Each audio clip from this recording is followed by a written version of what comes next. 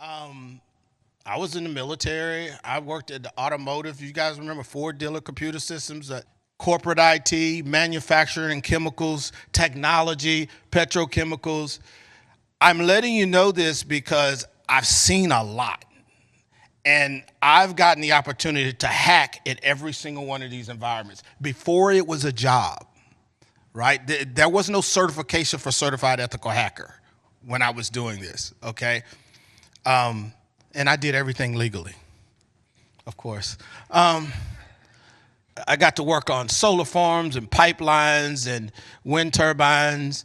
There's got a guy here that we did a job out in Indiana.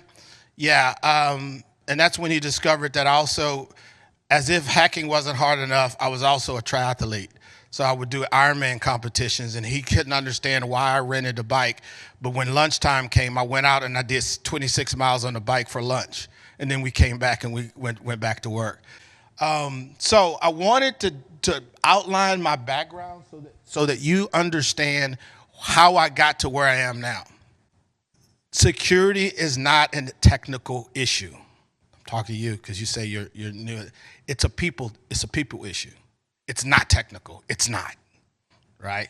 And what I've learned is that even though I spent a lot of time finding vulnerabilities and exploiting systems, at the end of the day, I had to become an expert of how I communicate that. And it couldn't be that I'd use a cross-site scripting attack and SQL injection to get in. That doesn't work, right? But I needed to speak the language of the CFO. How much is it going to cost?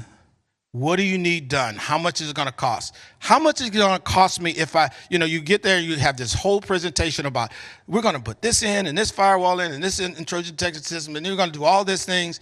And he's like, how much is it going to cost? And you stare there and you're like, I didn't think about that. And you throw a number out there. He goes, okay, that's a big number. How much is it going to cost if I do nothing? Right? You guys have all heard that, right? They've always said that. Okay, because they're really contemplating not doing anything. And that, after your training, years of certifications, that's frustrating.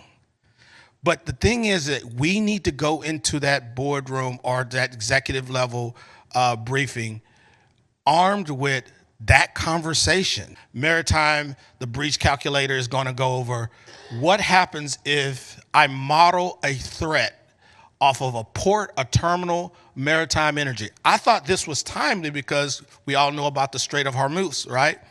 What happens if that happens at the Gulf of Mexico, right? Something prevents a vessel from coming in and docking right at a port, and it's 48 hours. That's the conversation that needs to be had for outside of just a cybersecurity attack. But at the end of the day, they're going to still have to figure out how much is it going to cost. And they need to do modeling based on things we've seen already. Not maritime, but I'll just mention Colonial Pipeline. What was that? $4.4 million that they paid a ransomware to the dark side, right? But that actually wasn't the big cost. The big cost is that fuel shortages from Texas all the way up to Virginia, right? You remember that? How much did that cost? Did we ever think about modeling that? If we worked at that company, Colonial, did we ever think about modeling that and going into a boardroom and explaining it? Do we have the tools to do that? I don't think we do. Maybe I don't, but this is the problem that I'm trying to solve here. Throughout my career, though, this is what I had to do. I took the CISSP, and it said you need to calculate risk with SLEs, single loss expectancy, ALE, annualized loss expectancy, risk times, what is it? Risk times something, number of assets, and you come up with this calculation, and it says it's 8.9. And you go into the boardroom and say, we have a risk of 8.9, we need to fix it. And that doesn't resonate at all, right? You really got to speak dollars and cents, right? So what I've had to do is we've had to map risk equals likelihood times impact. That's asset-based risk assessments. What about compliance risk scoring? We had to look at several compliance frameworks, ISO 27001, right? And we measure compliance, not actual risk. How many people agree that you could be compliant and still be vulnerable? Right? So that still doesn't work, right? What about quantitative risk modeling? That's where you do the SLE and ALE. It's very data heavy, and it's very complex. Difficult for non-technical stakeholders like CFOs to understand. And then the vulnerability and threat-based scoring. I spent a lot of time with vulnerability scanners, right? We get this CVSS score. That's cool and all. It helps us kind of frame what should be fixed when that question comes to your managers. Your manager says, what do we need to fix first? That's a good conversation to have. You have a CVSS score, a common vulnerability scoring system, if you hadn't heard of that. That's a way of measuring. So at the end of the day, I said, we need better ways of communicating cyber risk using a different method. And that method is looking at what we've learned from some of the breaches in the past and modeling that against our environment. That's exactly what these calculators do. That's what I'm releasing today. So for maritime, the impact could be vessel delays, cargo backlog, revenue loss per hour. If you know what the revenue for a delayed vessel would cost you, then you could use this calculator.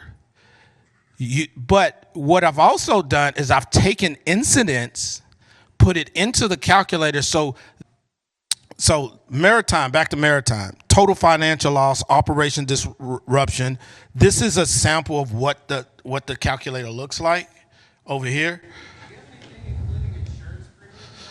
No, so I have a guy at the booth. By the way, I'm at Vote Breach, guys. There's a booth out there. There's a really smart guy over there that came up with some ways of how we can make this BreachCalc 2.0, and it feeds into insurance data. Or what if you could use a tool like this to get better insurance? Cheaper insurance. Yeah. And so even though operationally the ships still work, right? But the risk is so high that they can't go through the Strait of Hormuz, right? That should be factored in. Now, this calculator is supposed to focus on cyber attacks, and I try to do that.